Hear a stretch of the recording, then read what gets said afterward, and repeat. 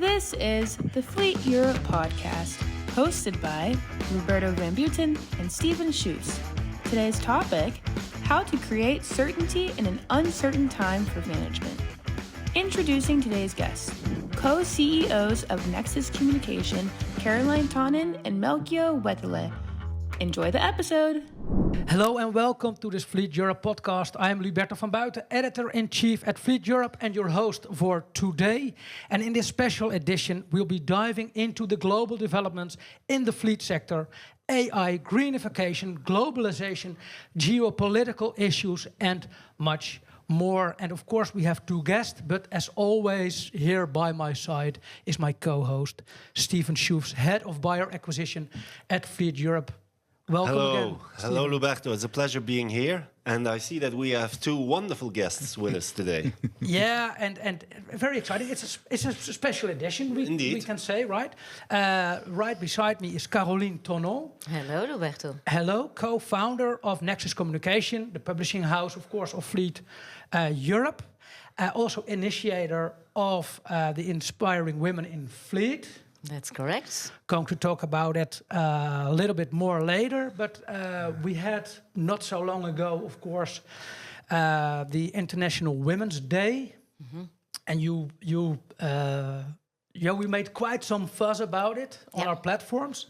How was it? What do you think of the results of all the communication involved? Well, I'm really happy with the results, of course. Can we do better? Yes, I think as an industry, we need to improve. We need to find more women that take leadership roles. Yeah. But for the initiative, I think it was really great. We felt the energy, the enthusiasm. So yes, happy, and we will repeat it next year, obviously. Of course. And we come back later to Inspiring Women in Fleet and all other kind of projects. But we also have, I think for many people, a new face, not for us, of course. Melchior Wathelet just became co-CEO of Nexus and main shareholder. You were in a previous life, so to say, former State Secretary Mobility in Belgium. Yeah. And you are chairman of the F1 circuit of Francorchamps. Are you a car guy? Definitely yes. Hello everyone. And I heard that you mentioned some extraordinary guests today. Are we extraordinary? I don't know, but at least we are colleagues and we like to work together. That's maybe why we are saying that we are all extraordinary. No, yes, I'm a car guy. I am in a family who everybody loves a car, loves mobility generally. Not only cars, also trains, everything which is moving, we love it. And it's true that in my previous career as politician, I have been State Secretary for Mobility in Belgium. It's a challenge, because it's not always easy to be mobile in big cities in a country, and also mobility includes all the kind of other public transportation. So a very nice challenge, and really my favorite sport is Formula One. I'm a Formula One lover. When I was a child, I went to Spa Francorchamps, the nicest. And sorry, I will be a bit pro-Belgian, but Francorchamps, we have the nicest circuit worldwide, objectively speaking. Of course. We love it. Everybody agrees. Yes. But I have been there several times when I was a child, and here and this year, and now to have the opportunity to be the chairman of the circuit. It means all the daily events happening there, and also Formula One. It's special, and I love to do it, yes. And like I said, it's a little bit of a special edition. So we're also going to switch two chapters we always have. The statements for you, we come back to that later. But let's start with In the News. Why does Nexus have a new shareholder? Well, do you want the official reason or the real reason? Both. Okay. I want to know. The real reason is really easy. You know that I love dogs. My Belgian Shepherd is Groenendaal, and my champion dog is called Tokyo. And it happens to be that Melchior also has a black dog called Tokyo. Unbelievable. So that created kind of a link. Yeah. But that's not a coincidence. You already discussed it before that you had the dogs, or? No. It's a pure coincidence. Otherwise, it becomes a bit creepy. No, it's a pure coincidence. Good question, Stephen. Yeah. No, having said that, no, obviously, Thierry and I, we created Nexus Communication almost 15 years ago. It's really our baby, but we also knew that it was time to bring some new ideas, new developments. And we were looking for someone who wanted to invest in our company and to take our baby and to make it grow and to make it bigger. We found that person in Melchior. What was really important for us is that Melchior shares the same values as we do. And so for us, it's really important that we have this continuity, but also new and fresh ideas and the energy and the passion that Melchior is already bringing to the company. That's nice. Nice. Oh, Very nice words. Yeah. I find yes. We're working together, so now we're. Yeah, but I think for me, it's a discussion that we started last year, some months ago. And Caroline and Thierry, they know that I'm passionate about cars, about mobility, and globally. So directly, I felt some link because we were talking the same language. We have the same passion. Then I felt the energy, the enthusiasm within Nexus, and also I felt the international character of Nexus. Then for me, I also had the opportunity of becoming investor, owner of Nexus. So there were lots of signals going in the right direction. And then I met the team. I went to some events. I met some clients, some member of the community. And it gave me really the energy and the real will to join Nexus, to invest in Nexus. And I must say that 3 months after, I'm even more happy now than when I started to invest in Nexus, to see the way I feel welcome in the company, the way I feel also welcome in the sector. But Stephen, I also, this is of course the ideal time to speak up your mind. What do you think of our new CEO? Well, I can't say otherwise. I do not listen to. No, be objective, but not too much. I will be. So, no, I think, of course, that it's important that, as Caroline has mentioned, Nexus exists almost 15 years. Yes, and it's always good that at a certain point that also the team and the leaders that are there, that they can reflect a little bit on what has happened and what is needed in the future. And I think that with the management team, there is now a clear decision in terms of where we need to go. Yes, we have all the confidence within the leadership of Caroline and Melchior that we will take the next steps. And those steps, we will discuss it, are really important. There is the digital way that we need to go. We see that within the fleet and mobility sector, there is a community of people that have the same interests, but according to their profiles and geography, we need to fill those interests in a different way. So the community building is very important as well. Yes, and so I think that everything that we already did in terms of content, that information that we brought into the market, will stay a key pillar also in the future. So we have been growing in the past couple of years. For sure, also with our events. Yes, we have a series of events that are really successful, but we will stay close to our DNA, and that is a content-driven company. And to do that, we have, of course, different platforms. There is the media, there is education, there are the events, but we need to be as experts as possible when it comes to fleet management and mobility management content. And that is what we can do with the new ideas that will come into the company. Okay, very well said, Stephen. I couldn't have said it better myself, even. Me neither. We're all quite happy with how you described the company and our value. Thank you for that. We're going to elaborate more on that, of course. But first, let's go to our opening statements. So the opening statements, it's pretty easy. I have a statement for the both of you, for our guests. You can answer with yes or no. Maybe go a little bit more into depth, but first the yes or the no. Melchior, for you, in parallel with the geopolitical situation, Europe will lose its power as key fleet and mobility region. No. Short, why not? Because we have Nexus. Because we have no choice and because it's an opportunity.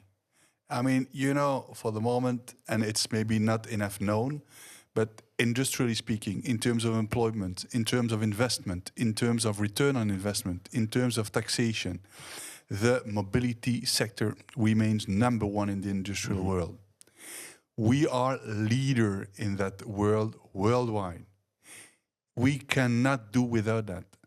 And I think that Europe, with all its difficulties, with all its variety in states, with all the sometimes conservative elements and those things, okay, but I think that still, I believe that Europe can still be the example in that sector, but we need to talk together, we need to share our good experience, we need to dare a bit more than what we did in the past, and we need to go and to look forward and to dare to look forward. But I think that there is this opportunity.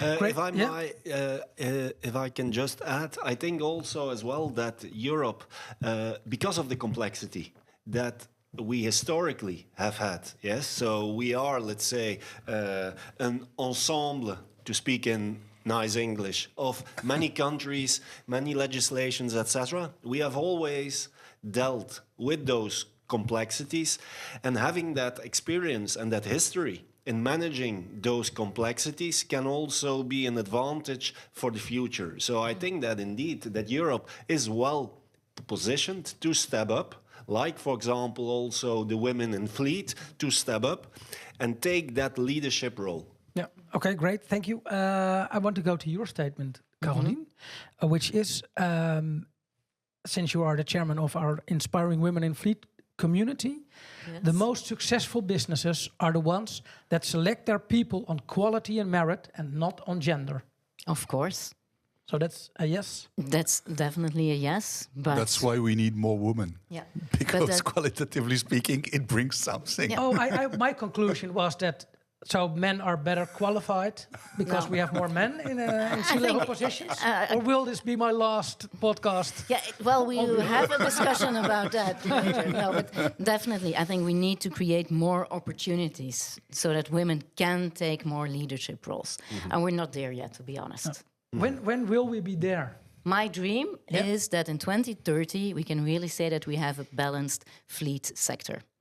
Okay. That's also kind of a mission statement that we have with Inspiring Women in Fleet. You know that we have an advisory board with more than 15 leaders in our sector. And we will continue the movement. We will push that ideas. And my deepest dream actually is that we don't need Inspiring Women in Fleet anymore. And that maybe in 2030 that we can say, well, this movement is going to be called Inspiring Leaders in Fleet. Yeah. This is a completely different podcast already than the previous two. I would like to thank you for that for now. We still, of course, have our topic of the day. So we already said quite some things about this topic of the day. It's building communities for a changing fleet world. We all already had quite some emphasis on the Inspiring Women in Fleet community. First, I want to check with you the challenges that are now in the market. For example, the greenification, digitalization. Melchior, to start with you, maybe from a broader perspective, what challenges do you see? So I'm quite new in the sector, and I must say that even considering my previous experience in the political world, I have rarely seen such a complexity and such an evolution. And it's going from the old geopolitical world, influence of newcomers on the market, the tariffs, the importance of Europe, emerging countries all over the world with new markets. Unbelievable, just geopolitically speaking.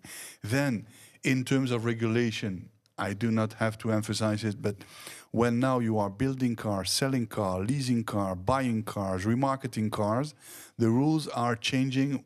I will not say every year, but the legal regulation uncertainty, especially in Europe, is more than huge. And last but not least, the image of the sector is not easy. The image of the sector is not easy. What do I mean by that? Is that, okay, it's about mobility. It's about cars which are polluting, cars which are creating sometimes more immobility than mobility, cars that are still fiscally supported. And then you have all those fiscal issue and taxation issue about electric cars, hydrogen maybe, or biofuel, or other means, or fuel. Oh, this complexity is really enormous, and really, I would love to say thank you and to congratulate all those actors in this sector, because evoluting in such an insecure world, it's really for investors, for innovators, for actors in the sector, it's very, very difficult. Yeah, do you, sorry to interrupt, Melchior, but also from the industry, people are saying, it's good, we all want to be greener, we want to invest, but please, European Commission or governments, give us clarity on the regulations. Do you agree on that? Yeah. Definitely. But, so I agree, so fully agree, but to be clear, they also need to be provided with the right information, with the right good practices. They need to be also convinced that the sector is willing to go in that direction. And for the moment, I think it's the case, but it's not the perception. We need to promote a bit more the sector, because all those objectives, without the fleet sector, without the mobility sector, they will never be achieved. Yeah, and can I first go to Steven? Yeah, of course. Oh, thank you. Because you are also the project leader of our programs, event programs. Yes. When you hear what Melchior is saying, do you also see that in relation to the programs we're making, that we maybe should be more the voice of the industry? Well, I think that we have always tried to be the voice of the industry, but what is changing now is, of course, that we are in such a complex situation. We see so many challenges, both for the fleet managers, so for the end customers, as for the suppliers, that it's important indeed that we can translate the needs and the expectations of our readership to everyone that needs to hear it. We do that with advisory boards that we have for the different platforms. We also have produced, together with a specific community for commercial vehicles, we have produced the first position paper on electrification. And what we are doing more and more, and we will continue to do that, is also to invite policymakers to attend our events and to be involved. Yes, it's not that we need to convince them of a certain message. It's just that they better understand what the priorities, what the needs are of the people in our industry.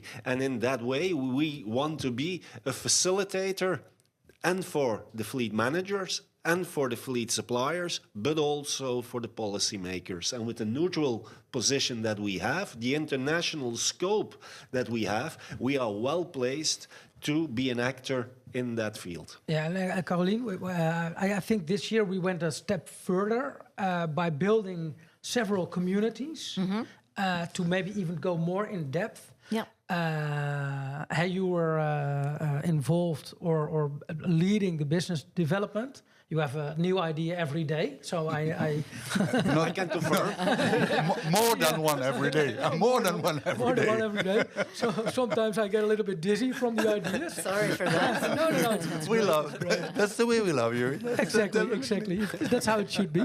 But can you tell us a little bit more about why that community building is so important in this stage for the industry? Yeah, well, obviously it's important because what we try to do is to bring people together that have the same concerns, the same challenges, the same opportunities. And we really believe that exchanging best practices is the way to go forward. But there is more, and I think I'm really a believer in education. So you know that we have our international brand, International Fleet Managers Institute, and at the moment, we are developing a new concept, new ideas indeed, and we want to turn this brand into an e-learning platforms for the different communities in Europe, but also for Latin America, also for APAC, also for the commercial fleet managers, and also for the industry sector. So that's a big challenge that we have, but I'm really excited about it. We're working with great experts on that, and we have a lot of expertise in-house and great partnerships also with others. So I'm convinced that we can be a game changer and really support the industry, support the communities with proper education. Yeah. And great. just to conclude on that, on the communities, for example, to make it concrete. So we started in Europe, where at the moment you see that there is a true focus on sustainability and electrification. Now, if you take then the proportion of multinationals that have a mixed fleet, not only passenger cars, but also light commercial vehicles, there are quite a lot of multinationals that also have light commercial vehicles. You can imagine that it's even more complex to go green, to go electric with light commercial vehicles. So it's the same topic, but in a different way that we need to bring. In Asia Pacific, we started only a couple of years ago. There are the challenges different. Yeah? They need to think about what are the right acquisition methods, how do I set a more regional strategy and policy. In Latin America, where we are active, Caroline, since 2017, 2018, yes, there is already that step to regionalization and internationalization. But for example, one of the issues can be driver safety or vehicle security. So we, as a company, also need to bring the information ready to consume to the right community. And that's why we don't throw everything in one basket. Thank you, and thank all three of you. We're already... Thank you for inviting us, Luberto. Yeah. Yes, of course, it was great, but we are not finished yet. Okay. We still have the closing notes. So, and that's really easy. We want to know what's on your agendas. You don't have to share your personal agendas, but your business agendas. Caroline, I'll start with you. On very short term for me, it's continue to develop the IFMI and the e-learning platform and getting everything ready for our event in June, the Fleet APAC Summit. All right. That's on my short list. Yeah, very exciting. Melchior? On my agenda, there is a lot learning. So I still need to learn lots of things about the sector, about the company, about the evolution of Nexus. Also meeting a lot of people, and I like that because I learn a lot also from them, and I meet new challenges, I meet new people. It's a new community for me, so it's very interesting. And I would say that the other thing is we have talked a lot about digitalization of the sector, but internally, I think within Nexus, we need also to have a smoother, more UX, nice user experience on our platform, because if we want to be the leader in the sector in terms of digitalization, it begins with ourselves, with our platform, in terms of education, in terms of sharing opportunities, in terms of networking. We need also to be more and more digitalized to bring through this digitalization even more added value for the market. All right. Thank you.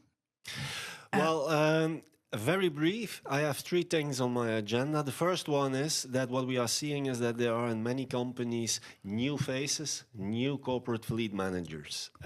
My role is it to be in contact with those new fleet managers because we have interesting initiatives to educate them. And Caroline is working, for example, on the International Fleet Managers Institute, which is a nice program also for those new fleet managers in their new roles. The second thing is I'm now finalizing the program for the Global Fleet Summit that we organize from the 12th to the 14th of May in Portugal, in Cascais. Yes, so everyone is invited to join. It's a great learning and networking event.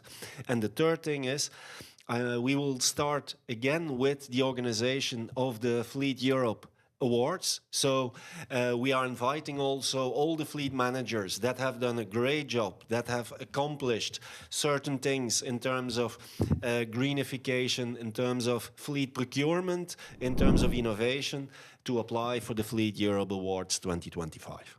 All right, also very exciting, Steven.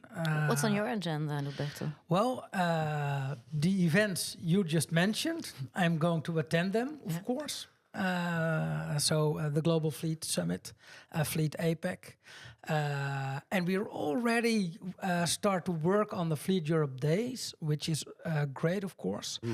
And besides that, on my agenda is creating content, of course, in our ebooks on our websites, fleeteurope.com and globalfleet.com. And we're working on a guide at this moment, the buyer guide. So my agenda is quite full. Caroline. Okay, looking Very forward good. to read that. Okay. I will send you a copy. I want to thank you for joining me in this podcast. And I want to thank our listeners and viewers, of course, for participating and up to the next podcast. Thank you very much. Thank Thank you. you. you. Goodbye.